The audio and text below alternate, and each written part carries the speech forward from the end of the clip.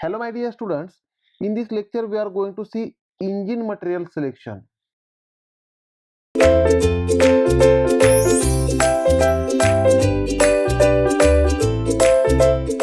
Now let us understand the different types of material used for engine. Now here basically three types of material are used for the engine. One by one we will understand these materials. Now number one cast iron is used. Cast iron is used. Now cast iron is generally heavy engine. Whenever cast iron is used, then engine becomes a heavy engine. First point is heavy engine. There will be a heavy engine. That means mass is more. That means mass is more. And as mass is more, inertia, that is mass into acceleration, inertia will be more. That is mass into acceleration will be more.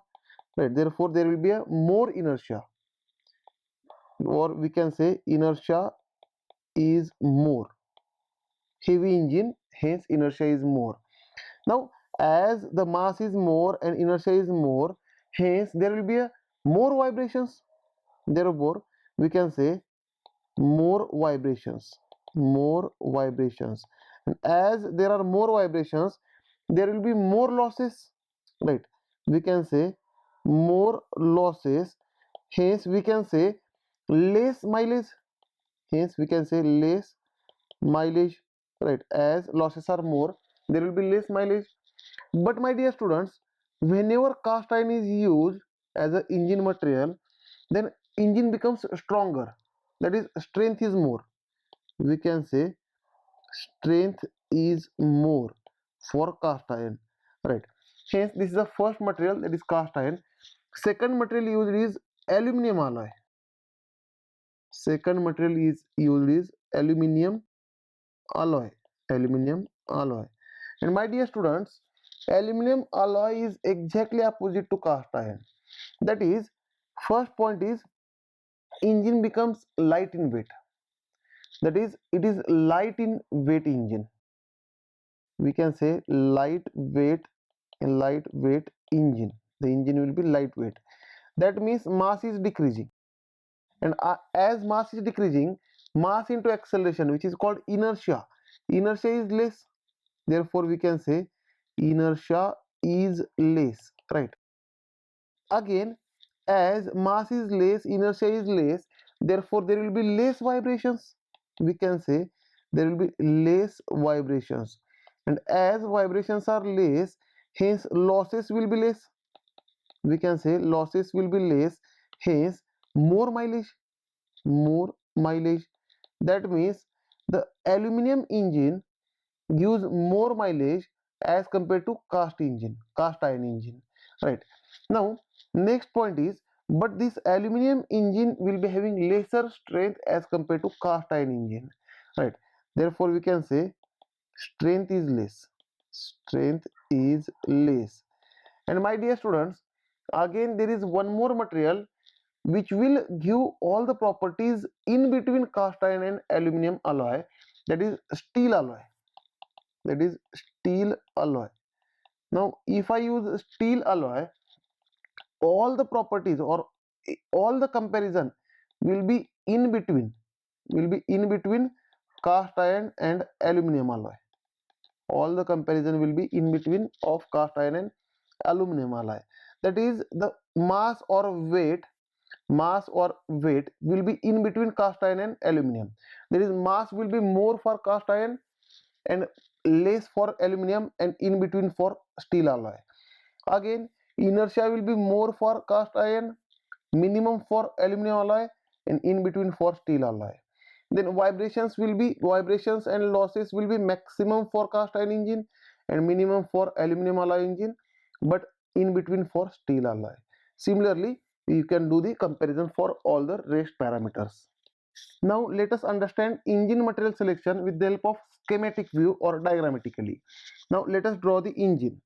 Here there will be a cylinder. There will be a cylinder. This is a cylinder of engine. We can say this is a cylinder of engine. Now where on the cylinder cooling jackets are attached. These are the cooling jackets for cooling purpose. Cooling, or we can say cooling water jacket. Cooling water jacket.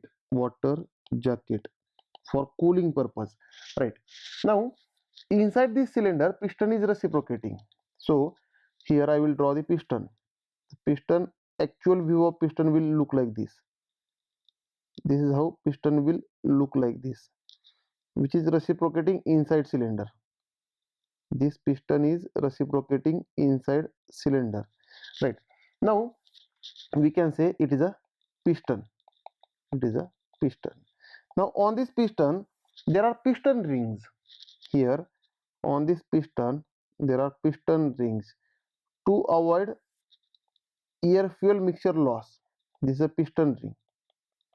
To avoid leakage, we can say to avoid leakage also between piston cylinder mechanism. Right. These are the piston rings. Piston rings. Right. Now again there will be a inlet valve. IV stands for inlet valve. There will be a exhaust valve. EV stands for exhaust valve. There will be a spark plug. If it is SI engine, there will be a spark plug. ESP stands for spark plug. Right. Again, this piston here, this piston is connected to connecting rod with the help of gudgeon pin.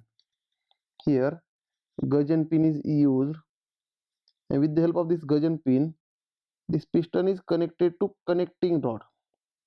Here you will find this is a connecting rod. Right. Here there will be a gudgeon pin. Gudgeon pin. We can represent gudgeon pin with capital G, and here it is a connecting rod. CR for connecting rod. Again, this connecting rod is connected to the crank rod. Here there will be a crank rod. Right. This will be the crank rod, or simply it is called crank. Right. And this crank, here there will be a crankshaft. Here there will be a crankshaft. Crankshaft.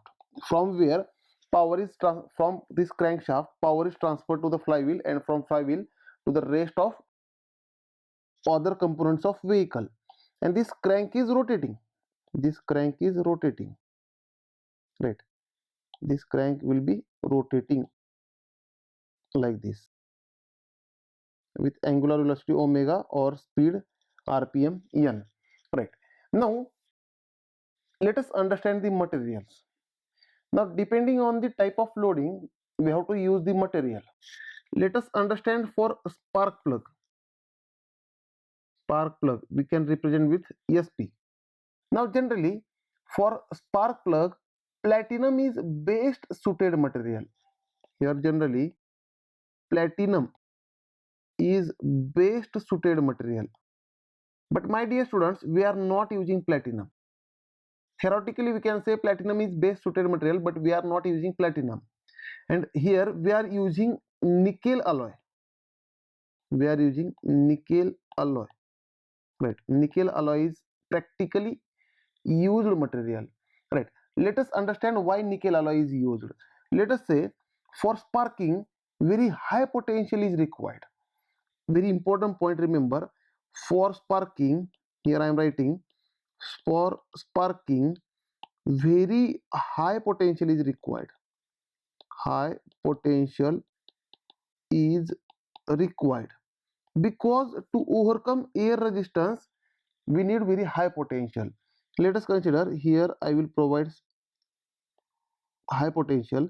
Let's say negative terminal, positive terminal, and let us say this is a spark gap.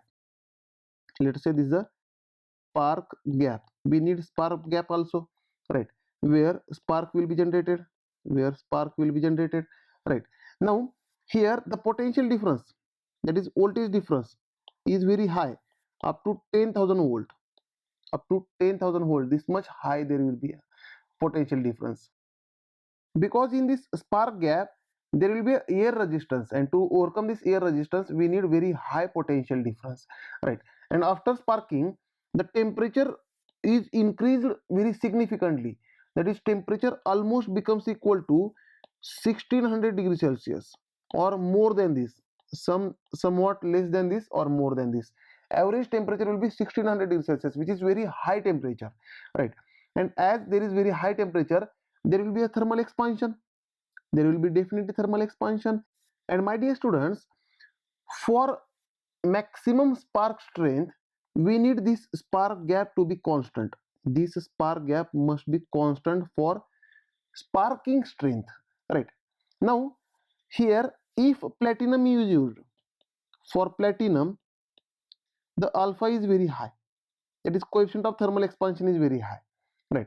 And as coefficient of thermal expansion is very high, because at this high temperature there will be a more expansion, therefore the gap will change, this spark gap will change and spark strength will decrease.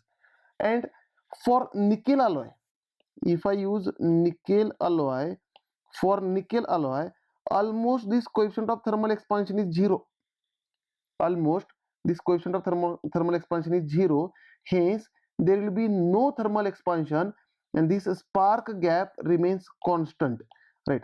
And as this spark gap is constant for nickel alloy, hence there will be a maximum sparking strength for nickel alloy, hence practically nickel alloy is used as a material for spark plug. Now next we will understand the material for gudgeon pin. Now here gudgeon pin is represented by capital G. Now generally this gudgeon pin is subjected to fatigue loading. That is, let us say there is a gudgeon pin like this, and this gudgeon pin is subjected to alternate tension and compression. Sometimes it is subjected to tensile stress sigma T, and for some time it is subjected to compressive stress sigma C, right? Compressive stress sigma C, and this tension and compression are one after another, that is alternate, right? Means if I draw loading, then sometimes it is subjected to tension, then compression, then tension, compression, right? Here sigma T and sigma C, means it is a fatigue load. This gudgeon pin is subjected to fatigue loading. We can say completely reverse fatigue loading, and such type of loading you are going to understand in machine design subject, that is fatigue load design for fatigue loading, right? Or design for fluctuating loading. In this topic you are going to understand these concepts, right? And as it is subjected to fatigue load, we have to use ductile material, right? Hence ductile material is used for gudgeon pin. And my dear students, as it is subjected to fatigue loading, then cold forged steel is used. Generally cold forged steel is used for a gudgeon pin. And these materials, that is cold forged steel, why such type of material is used, these all concepts you are going to understand in material science or production engineering subject, right?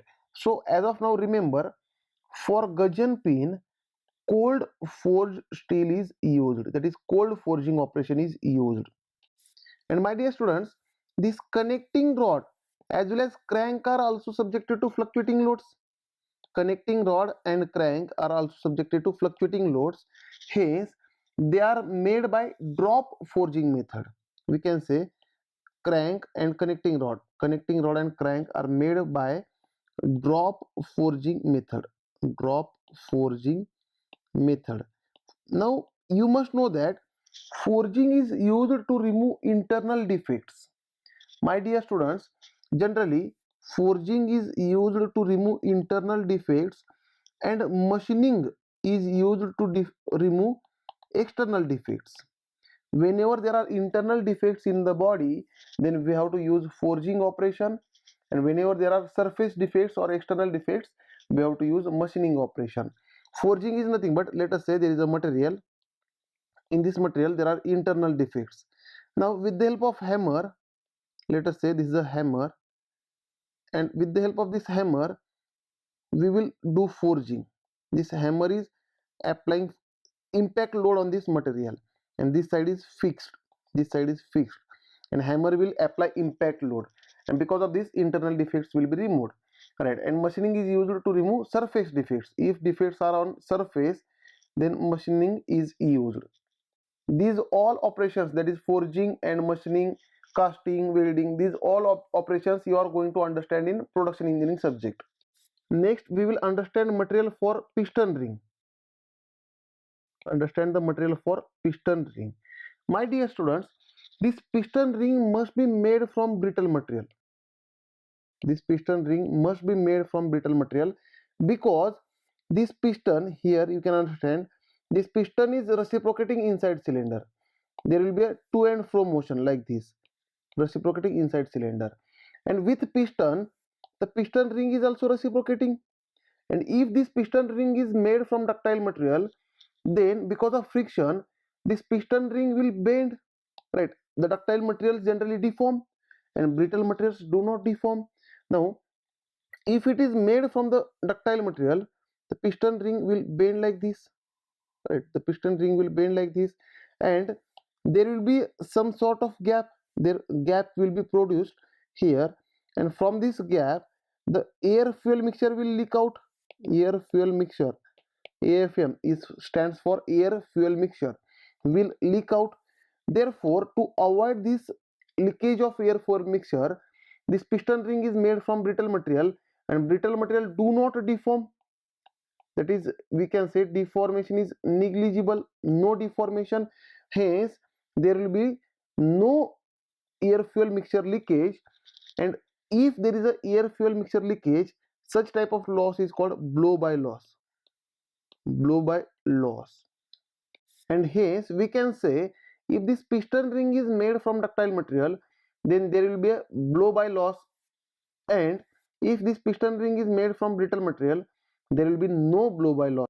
And one more thing, my dear students, as this piston is reciprocating, that is to and fro motion, with this piston ring is also reciprocating.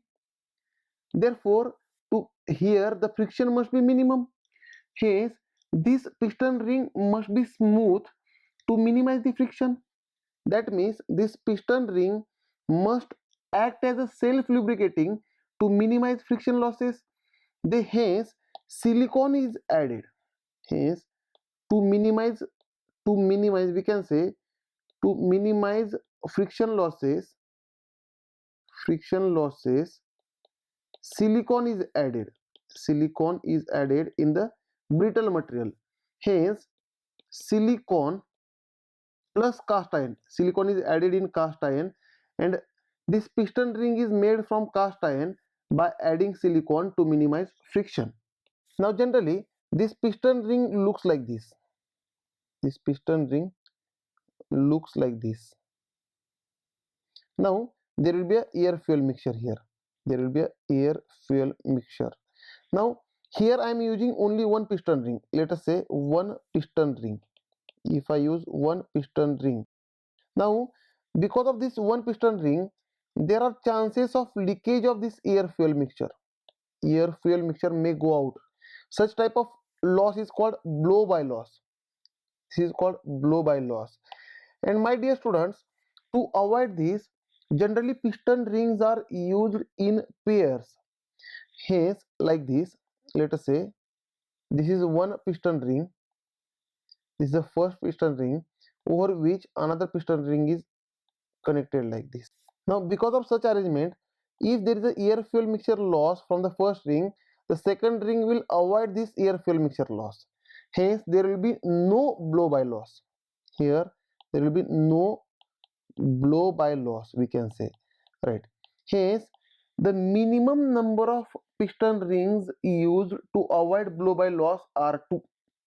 At least 2 piston rings are used, and we can use 3, 4, 5 also, but minimum 2 piston rings are required to avoid blow by loss. And my dear students, whenever there is leakage of air fuel mixture, then it is called blow by loss, and because of this blow by loss, unburned hydrocarbons will come out. Therefore there will be an unburned hydrocarbon pollution takes place. We can say unburned hydrocarbon pollution takes place because of this air fuel mixture leakage or blow by loss problem. And such type of unburned hydrocarbon pollutions we are going to understand in thermochemistry topic, which is the last topic of this chapter. Thank you dear students. In next lecture we are going to see air standard assumptions in IC engine.